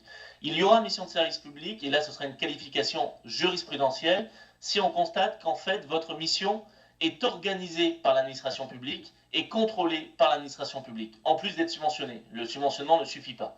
Mais si on constate qu'elle est organisée et contrôlée par l'administration, alors en effet, généralement, ce sera une mission de service public. Si tel n'est pas le cas, si c'est simplement une subvention et un accompagnement, mais pas un contrôle ni une organisation, vous serez en mission d'intérêt général et donc vous n'êtes pas soumis au principe de neutralité. Vous êtes soumis au principe de neutralité que quand vous représentez directement l'administration qui vous aura délégué une mission. Merci de ces précisions. Juste peut-être pour prolonger, en fait, je pensais à des situations qu'on a pu avoir sur le territoire où on a des associations qui sont simplement subventionnées et qui cherchent, en fait, ça fait partie des nouveaux interdits qui peuvent être tentés d'être mis, hein, qui cherchent à introduire dans leur règlement la laïcité et du coup à empêcher, par exemple, le recrutement de personnes qui portent un foulard. Voilà, ça, c'est des choses qui... Est-ce que ça s'est remonté aussi auprès de l'Observatoire ? Oui, bien sûr qu'il y a des problèmes de cet ordre-là. Donc on rappelle systématiquement que non, on ne peut pas imposer la neutralité comme ça, le principe de laïcité comme ça, juste parce qu'on a envie que ça ne plaît pas. D'ailleurs, si vraiment il voulait devenir service public, il faudrait prendre avec toutes les obligations du service public, la continuité, le statut des salariés, etc. Et ça, je ne suis pas certain que toutes les structures seraient d'accord. Donc évidemment que ce n'est pas possible. Après, en revanche, les structures peuvent imposer sur certains postes et à certaines conditions des restrictions du fait religieux, voire une clause de neutralité sur certains postes, mais ça c'est dans un cadre très défini que j'ai évoqué tout à l'heure. Ça ne peut être justifié que par des critères objectifs. Ça peut l'être, mais il faut le justifier objectivement. On ne peut pas juste écrire dans le règlement intérieur principe de laïcité, hop, ça s'applique. Non, ça c'est évidemment pas possible. Le principe de laïcité en tant que tel, juridiquement, va emporter neutralité que pour les missions de service public. Merci. Est-ce qu'il y a... Oui, il y a une question par ici. Oui, bonjour. J'ai remarqué que pendant votre intervention, vous avez utilisé 2 fois le terme discours victimaire. Et je me demandais s'il était vraiment approprié, étant donné qu'on est sur des populations... en tout cas, ces radicalisations, elles partent de souffrance. Qu'elles soient manipulées dans une direction qui est complètement opposée à la réalité, peut-être, mais est-ce que vous pensez vraiment que c'est judicieux d'utiliser le terme discours victimaire dans une intervention comme celle que vous venez de faire? Merci. Ce que je dis, évidemment que parfois, et je le dis aussi, il y a parfois la République qui ne remplit pas ses fonctions quand le triptyque républicain ne s'applique pas en acte, et j'en ai parlé. Donc effectivement, quand il n'y a pas une réelle égalité, ça ne peut que conduire à des dérives. Ça, je l'ai dit. Mais en revanche, en même temps, effectivement, je disais simplement qu'il ne fallait surtout pas modifier l'approche laïque telle qu'elle est écrite dans les textes, telle qu'elle est en théorie, et donc modifier la laïcité en tant que telle, parce que sinon, évidemment, qu'on ouvrirait la voie à des discours victimaires supplémentaires. Et si on l'applique mal, ça va ouvrir la voie à des discours victimaires qui, effectivement, deviendraient justifiés. Mais aujourd'hui, dans l'état actuel des textes, normalement, si on applique bien la laïcité, elle n'est pas du tout inégalitaire. Elle s'applique en toute objectivité et garantit, en théorie, je le redis, en théorie, elle garantit une parfaite égalité de traitement, quelles que soient vos convictions ou vos conditions. Mais après, vous avez raison, dans la pratique, il en est différemment, et c'est pour cela qu'il faut d'abord lutter contre toutes les inégalités et assurer cette application en acte du triptyque républicain. Mais dans les textes, si on l'applique correctement, il n'y a pas lieu de discours victimaire parce que normalement elle garantit ce triptyque républicain. Voilà, mais après oui, vous avez raison, il faut assurer en pratique, mais c'est pour ça que je dis les deux. Il faut à la fois assurer en pratique nos responsabilités républicaines et en même temps rappeler que le texte, la théorie, le vrai texte de la laïcité, il est pareil pour tout le monde, et il impose les mêmes droits, il garantit les mêmes droits, il impose les mêmes devoirs pour tout le monde. Merci. Alors, je ne sais pas s'il y a d'autres questions. Enfin, moi, dans le même ordre d'idées, ça m'avait fait un peu réagir aussi ce terme. Parce que quand on regarde, quand vous dites, en théorie, la loi sur la laïcité, elle est égalitaire, etc. Mais dans les faits, la métro, on s'occupe dans le cadre d'une politique de non-discrimination, d'une cellule de veille où il y a quand même beaucoup de situations qui relèvent des discriminations vis-à-vis des convictions religieuses. Je pense que tous les réseaux de vigilance en France qui existent, il n'y en a pas énormément, mais font le même constat. L'enquête Théo de l'INED montre aussi que les discriminations liées aux convictions religieuses sont en augmentation. Est-ce que vous observez ça également, et comment vous travaillez aussi avec le défenseur des droits? Je sais qu'il déplore l'absence de grandes politiques de lutte contre les discriminations en France. Est-ce que vous êtes, vous travaillez un peu de concert avec le défenseur là-dessus? Oui, bien sûr, on travaille très bien avec le défenseur des droits, et justement, je le redis, on rappelle systématiquement, et d'ailleurs c'est dans chacun de nos rapports annuels qu'on remet au président de la République, au Premier ministre, l'importance d'assurer cette lutte contre toutes les discriminations et contre toutes les inégalités. Parce que sinon, et pareil pour la mixité sociale, qui est aussi une responsabilité de la République, si tout cela n'est pas garanti, vous n'aurez pas de manière effective la laïcité. Je l'ai dit et redit, et on en est parfaitement conscient. Simplement, je redis qu'effectivement, il faut quand même que nous, acteurs de terrain, qui devons et qui appliquons correctement la laïcité, on rappelle que le texte, le droit, le principe de laïcité tel qu'il a été conçu, il n'est pas discriminatoire. Et il est, au contraire, c'est un très beau principe que l'on doit tous chérir. Donc il ne faut pas laisser penser pour autant que ce serait quelque chose qui pourrait conduire à des discours victimaires. C'est en ce sens-là. Parce que, alors oui, vous avez raison, entre théorie et pratique, il y a une différence. Mais néanmoins, on est quand même, en tant que représentant de l'administration, en tout cas me concernant, je défends évidemment ce principe-là très chèrement. C'est un principe républicain qui est formidable et qui doit être traduit très, très concrètement comme il l'est écrit dans les textes. Et c'est là où le bas blesse, c'est là où, en effet, où il y a une difficulté, c'est que parfois ce n'est pas le cas. Mais ce n'est pas non plus toujours pas le cas. Heureusement, très souvent, c'est un principe qui est bien appliqué. Et il faut éviter, en effet, de toujours... il faut tout faire pour éviter qu'il soit mal appliqué. Tout à fait. Est-ce qu'il y a d'autres questions? Oui. Juste une petite vérification suite à la loi de 2004 d'interdiction des signes religieux dans les écoles. On dit souvent qu'il y a eu, du fait de cette loi, ou quelques années plus tard, une augmentation du nombre d'écoles confessionnelles musulmanes notamment. Est-ce que ça se vérifie ou c'est juste quelque chose qu'on entend? C'est pas tout... Enfin, franchement, il n'y en a pas tant que ça. Hein. Il y en a une quarantaine dans d'écoles privées musulmanes sur tout le territoire. Donc, je ne suis pas certain que ça se vérifie à ce point. Il y a eu effectivement des jeunes filles qui sont allées dans le privé catholique, où la loi de 2004 ne s'appliquait pas forcément. Enfin, ne s'appliquait pas, même s'il pouvait parfois y avoir des réglementations à peu près équivalentes en interne, mais pas toujours, loin de là.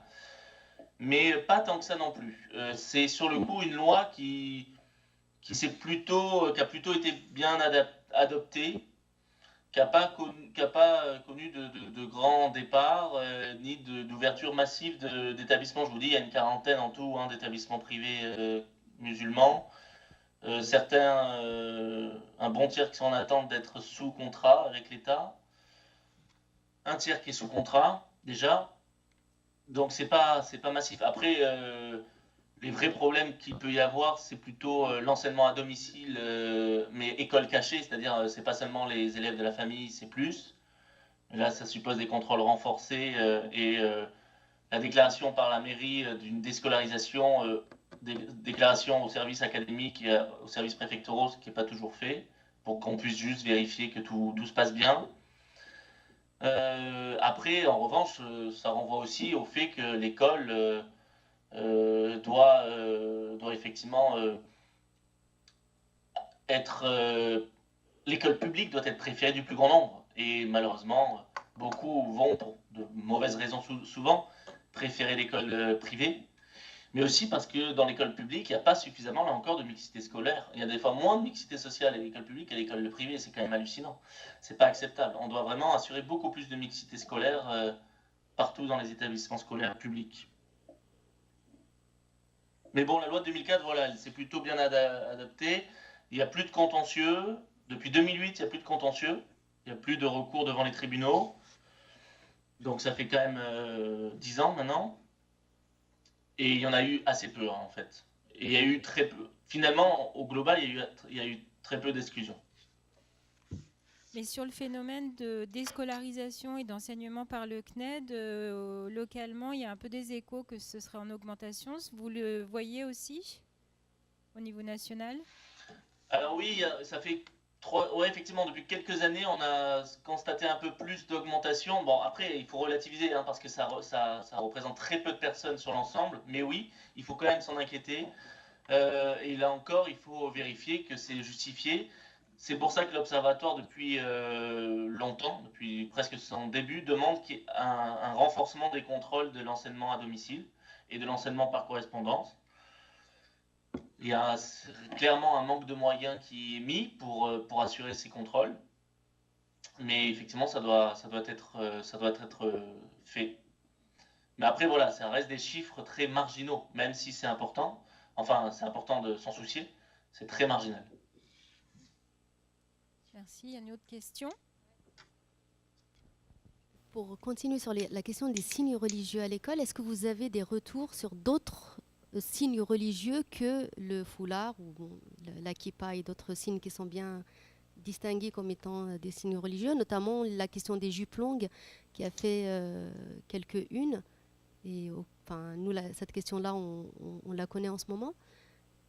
Et dans ces cas-là, comment vous la traitez? Est-ce que ça relève du prosélytisme, du signe religieux, ou c'est une question à questionner à part? Et peut-être une autre question sur cette question de laïcité. Est-ce que, en tout cas mal comprise et mal appliquée, ne conduit pas à un effet pervers qui est le développement justement, ou en tout cas le développement du fait religieux et le fait que de plus en plus de personnes se tournent vers des structures religieuses. Je parle par exemple des mosquées pour les cours d'arabe. Si une famille souhaite que ses enfants apprennent la langue arabe, elles ont très peu d'autres choix que de se tourner vers la mosquée du quartier. Alors on n'est pas tout à fait dans le fait religieux ou dans de la question de la laïcité, mais n'empêche que voilà, c'est des questions qui sont annexes et qui conduisent de plus en plus de personnes à aller à s'enfermer en tout cas dans le fait religieux, au lieu de sortir et justement d'aller vers des structures municipales où il y a un peu plus de mixité.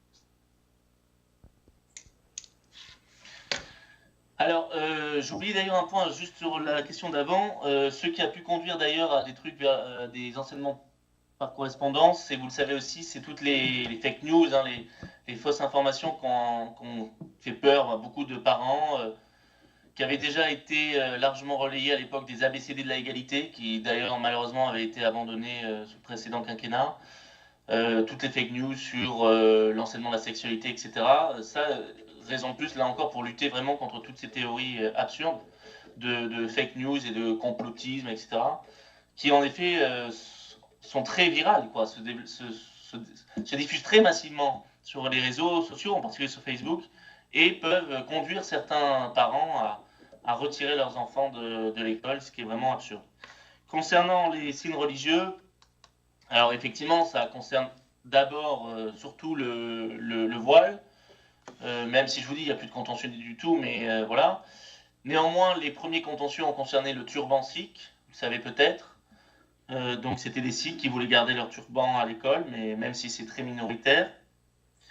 Et après, voilà, les autres signes ostensibles par nature, ça va donc visible de tous, à ne pas confondre avec ostentatoire d'ailleurs, hein. Il y a une confusion dans le débat entre signe ostensible et ostentatoire, ça n'a rien à voir, parce que signe ostentatoire, ça laisse entendre qu'il y a un caractère prosélyte à côté, c'est-à-dire des actes, des paroles, un comportement prosélyte. Donc c'est pas la même chose. Là, on parle de signe ostensible, ce qui est prévu par la loi de 2004, donc c'est tous les signes qui sont visibles de tous, de fait.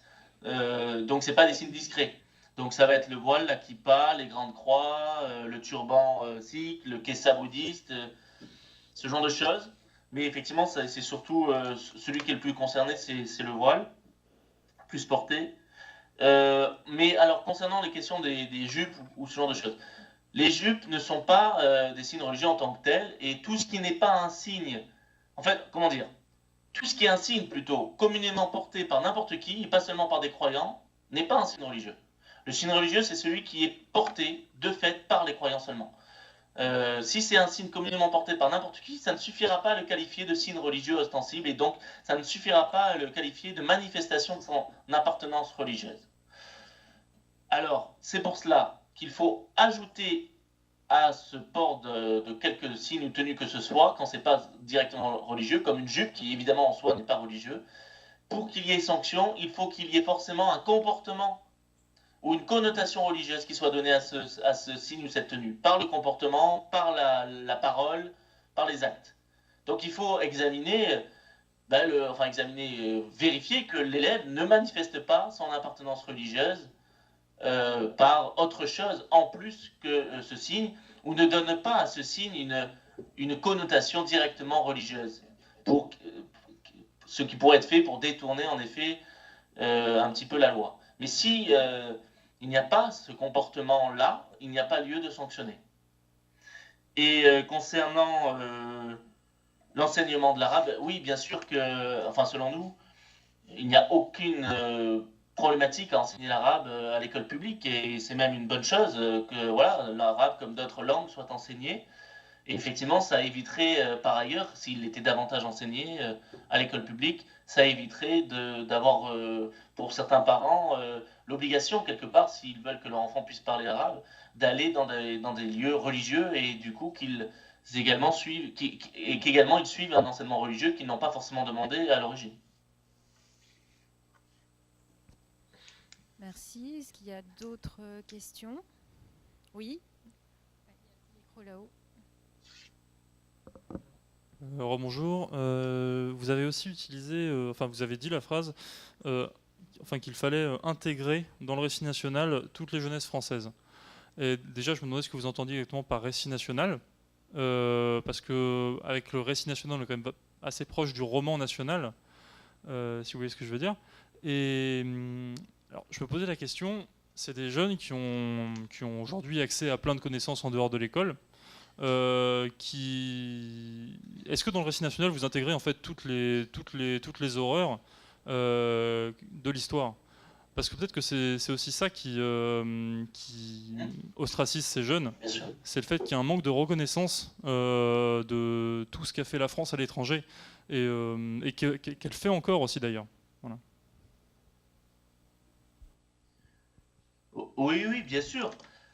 Moi, je parle de la diversité des mémoires, bien sûr. Donc, alors, récit national dans le sens de l'histoire collective qui a fait de notre nation, et pas simplement, pas d'un roman qui serait en effet largement modifié. Non, effectivement, il s'agit de revenir à l'histoire de notre pays et d'intégrer dans cette histoire tous les apports de tous ceux qui venaient d'ailleurs et qui ont participé à l'histoire de notre pays. Ça, c'est majeur. Et tous les apports de tous ceux, quels que soient, tous les Français, quelles que soient leurs convictions, leurs confessions, leurs origines. Et ça, effectivement, on ne le fait pas assez. On ne parle pas suffisamment de personnalités qui ont joué des rôles majeurs dans l'histoire de notre pays. Peut-être, en effet, parce qu'ils n'étaient pas identifiés comme émanant d'une majorité, là encore. Alors que dans un système laïque, il n'y a plus de majorité et de minorité. On est tous à égalité. Et donc, on doit intégrer ces figures qui venaient souvent d'ailleurs, qui avaient des confessions différentes et qui ont participé à l'histoire de notre pays. Et après, bien entendu, quand je parle de cela, je parle aussi de la nécessité de parler des bons et des mauvaises choses, des bonnes et des mauvaises choses faites par notre pays, en tant qu'administration. Et évidemment qu'il faut davantage traiter des questions coloniales et reconnaître les horreurs qui ont pu être perpétrées. Ça, c'est certain, il ne faut pas avoir de hier, il faut oser parler de notre histoire dans toutes ses pages. Et ça, on le fait sans doute pas suffisamment. Il faut accepter de dire ce qui a été fait de manière objective. Ça, c'est évident. Merci. Oui, en effet, c'est difficile de trouver des financements publics sur les projets qui concernent l'histoire, la mémoire du colonialisme, etc. Enfin, il faut quand même reconnaître que c'est pas facile pour les acteurs qui veulent porter ce type de projet. Enfin, nous, c'est ce qu'on constate. Est-ce qu'il y aurait d'autres... C'est sûr. Est-ce qu'il y aurait d'autres questions ?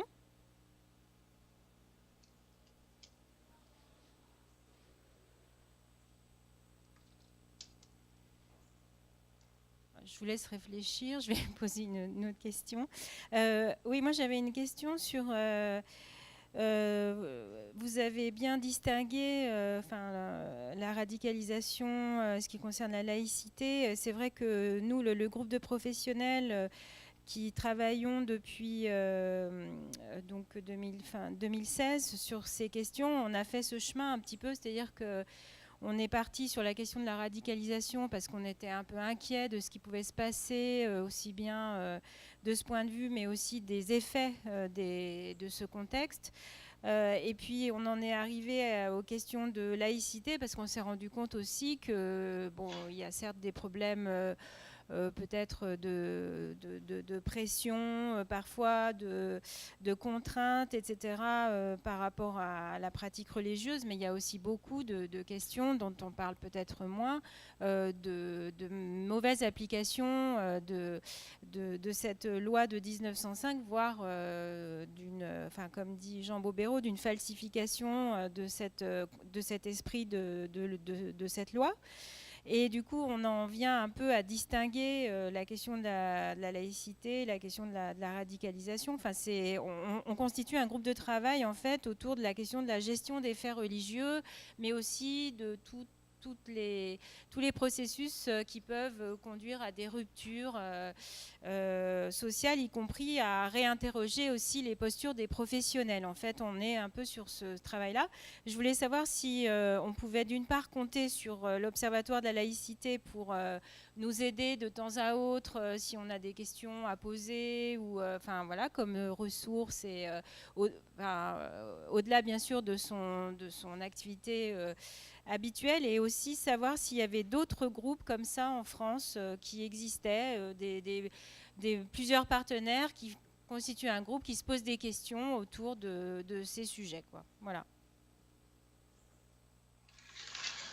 Alors oui, évidemment, vous pouvez solliciter l'Observatoire de la laïcité, il ne faut pas hésiter, hein, on est là pour ça, même si nous, on se limitera en effet à l'approche sur la laïcité, la gestion des faits religieux.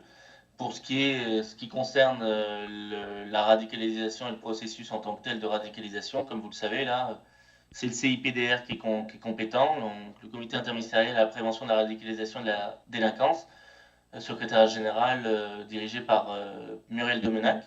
Mais après, pour tout le reste, et sur vos postures notamment, bien sûr, n'hésitez pas à nous solliciter. Et puis alors, alors oui, il y a d'autres groupes qui travaillent ces questions-là, bien entendu, mais je ne pense pas de façon aussi poussée que vous. Je réfléchis en même temps.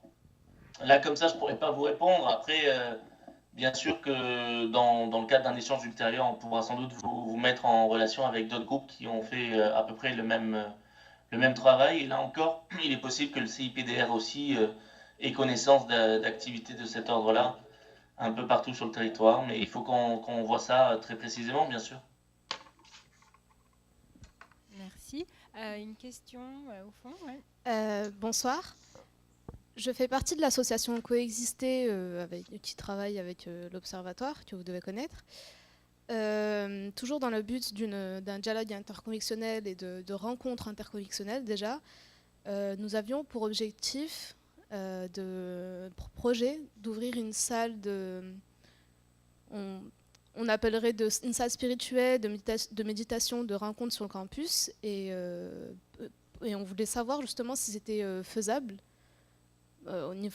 juridiquement. Ce serait une salle où des personnes pourraient se rencontrer, parler religion et parfois même prier. Et donc voilà, nous, d'un point de vue légal, on voulait voir si c'était faisable. Vous pouvez répéter précisément la question, excuse-moi, j'ai pas bien entendu. Je disais chez Coexister, on a pour projet d'ouvrir une salle de méditation. Un endroit où des personnes pourraient du coup méditer, prier, se rencontrer et parler du fait religieux. Où ça ? Sur le campus. De Sciences Po ? Pardon ? De Grenoble. Et on voulait savoir si c'était légal. Alors, sur Sciences Po... Non.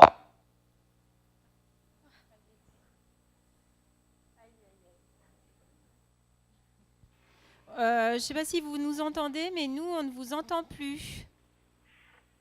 Voilà, je vous entends à nouveau. Ah, c'est bon aussi. Vous m'entendez ? Oui, oui, c'est bon. Alors, Ouf. Oui. Ouf. Oui, alors, alors, une salle de spirituelle ou de méditation ou quoi aura du mal à se créer dans une université publique parce que la finalité de la destination d'un lieu administratif qui appartient à la collectivité ne peut pas être cultuelle. Après, je ne sais pas, honnêtement, là, comme ça de tête, je ne sais pas quel est le statut de Sciences Po. Donc, ça dépend aussi du statut de Sciences Po.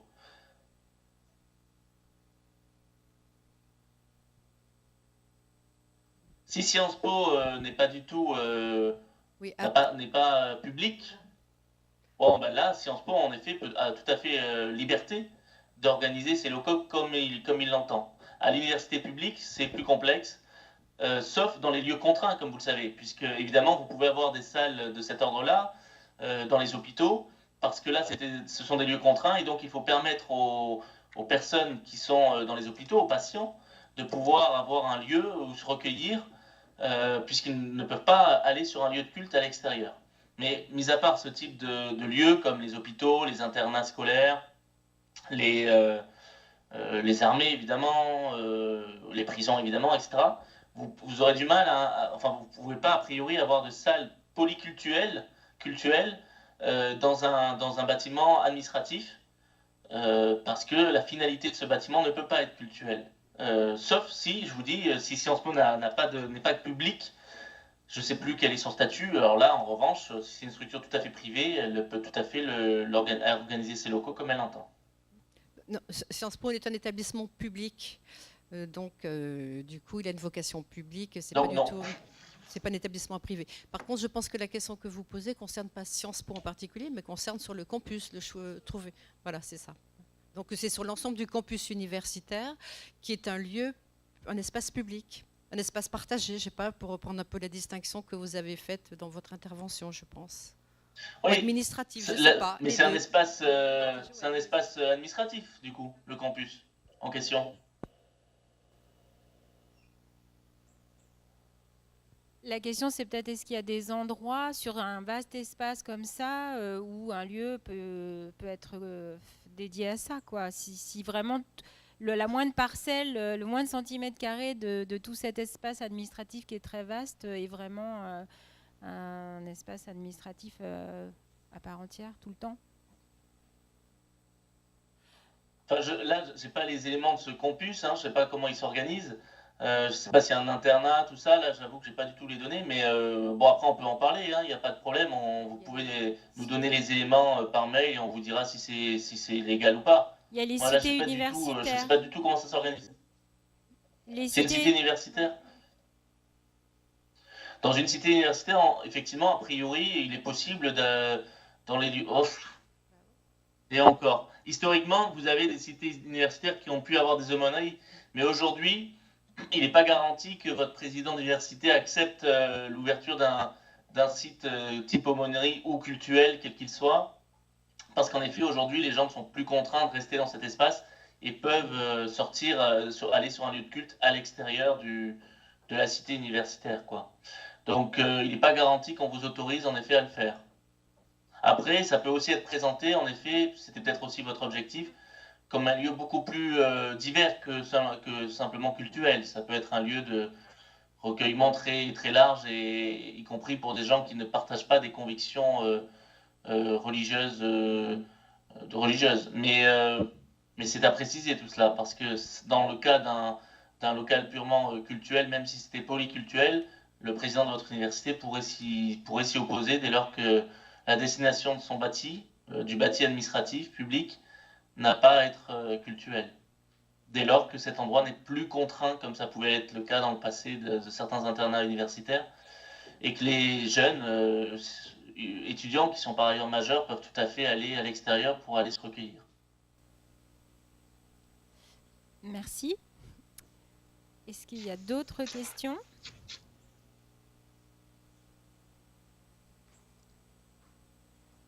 Alors, apparemment, il n'y en a plus. Alors, je vais peut-être donner la parole à Yannick Bell, qui est élu à la métropole, chargé de l'égalité et de la lutte contre les discriminations, pour un petit mot de conclusion. Et puis après, nous vous laisserons peut-être conclure définitivement, Monsieur Cadenne.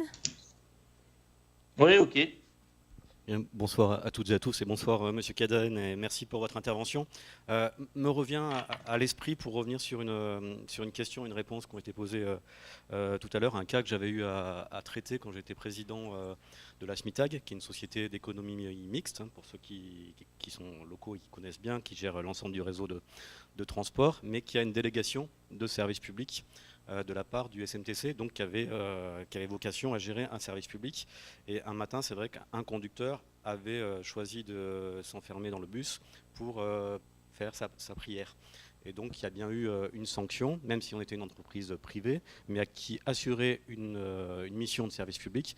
Et il y a bien eu une sanction. Alors non pas par rapport aux trois principes fondateurs du service public, égalité, continuité, mutabilité, mais bien sur le principe de la neutralité. C'était voilà la petite expérience que je voulais apporter. Vous dire aussi qu'aujourd'hui on est bien dans le cadre du projet égalité, citoyenneté, prévention de la radicalisation, c'est toujours dur à dire, initié par la CAF, le département de l'Isère et la métropole. Et puis je voulais remercier une nouvelle fois Sciences Po de nous accueillir.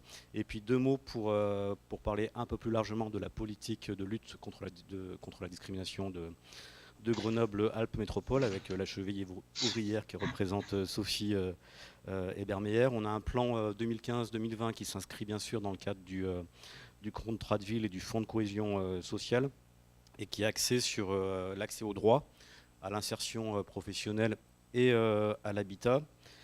Et ce plan est basé notamment sur un réseau de partenaires égalité qui regroupe aujourd'hui, Sophie, une quarantaine de partenaires associatifs, des collectivités. Alors on n'a que 8 collectivités sur 49, c'est sans doute pas assez, mais d'abord il faut une volonté politique, et puis il faut aussi des moyens. On a la chance à la métropole, encore une fois, d'avoir Sophie qui nous accompagne techniquement sur cette question. Il y a aussi la question des moyens à mettre en œuvre dans ces collectivités. Ce travail il se fait autour de 4 axes. La formation. Il y a plus de 40 journées de formation qui ont été dispensées par les acteurs à destination du réseau des partenaires. Il y a aussi l'engagement d'agir face aux situations de discrimination en repérant à travers la cellule de veille dont Sophie Ebermeyer a parlé. Ce sont à peu près 36 situations qui ont été mises en avant depuis 2017, et puis c'est un travail quotidien avec le défenseur des droits et sa représentante. Donc agir face à des situations de discrimination pour les repérer, pour agir et puis pour veiller. Encore une fois avec la cellule de veille, on va lancer aussi sur l'année 2019 un certain nombre de testings, sans doute soit sur le logement, soit sur l'emploi intérimaire. Le deuxième engagement fort de la métropole, c'est faire émerger la parole des citoyens sur ces questions, en informant et en débattant, et c'est bien dans ce cadre-là qu'on est aujourd'hui à Sciences Po. Troisième axe, c'est l'engagement d'une démarche interne, parce que quand on veut que les autres soient exemplaires, il faut que nous-mêmes soyons exemplaires au niveau de la métropole. Donc il y a un certain nombre de formations qui sont dispensées au niveau des agents métropolitains et notamment des managers de la métropole, en essayant que, pour reprendre un mot à la mode, que ça ruisselle au sein de tout l'organigramme. Et puis le dernier axe, c'est la communication sur l'égalité, la diversité et la citoyenneté autour de la promotion des valeurs du service public et des partenaires. Et puis bien sûr de valoriser tout ce que le réseau Partenaires Égalité peut faire. Et à ce titre-là, je vous invite à visualiser la chaîne YouTube de la métropole, où vous pouvez trouver un certain nombre de ressources, de films, de documents, de comptes rendus de conférences comme celle-là, qui va sans doute être repris sur cette chaîne YouTube. Et voilà, c'est vraiment un lieu de ressources pour vous qui êtes sans doute des acteurs ou des citoyens ou de cette thématique-là. Voilà, je ne veux pas être plus court parce qu'il est déjà tard. En tout cas, merci de votre présence et merci encore une fois à M. Cadenne et à Sciences Po de nous accueillir. Merci. On vous laisse le petit mot de la fin parce qu'on ne vous a pas vu malheureusement. Hein, c'était un peu comme une émission de radio, mais, mais enfin, on est très heureux d'avoir échangé avec vous. Ben, je suis désolé que ça n'ait pas marché, qu'il n'y ait pas eu d'image.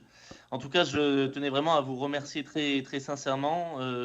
Et puis, bien sûr, si je puis me permettre, à vous féliciter pour cette action coordonnée qui associe les élus, les administrations, les associations, l'éducation populaire, les éducateurs dans leur ensemble, parce que c'est vraiment ainsi qu'on porte un discours commun et qu'on permet une bonne application de la laïcité, tel qu'on l'a rappelé. Et c'est vraiment vous qui faites vivre la laïcité au quotidien. C'est vraiment vous les acteurs des territoires vivants de la laïcité. Donc vraiment encore merci et bravo. Et bien sûr, l'Observatoire reste à vos côtés si vous avez toute question nouvelle ou toute sollicitation sur laquelle on pourrait apporter notre analyse et vous aider. Voilà, merci encore. Merci beaucoup.